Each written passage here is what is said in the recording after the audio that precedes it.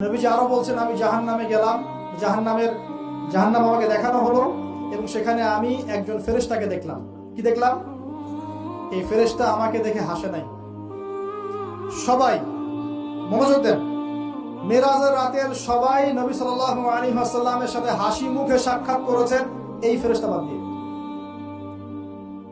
নবীজি বললেন জিবরাইল আলাইহিস সালামকে, সে এত গম্ভীর কেন, তার চেহারা হাসি নাই কেন?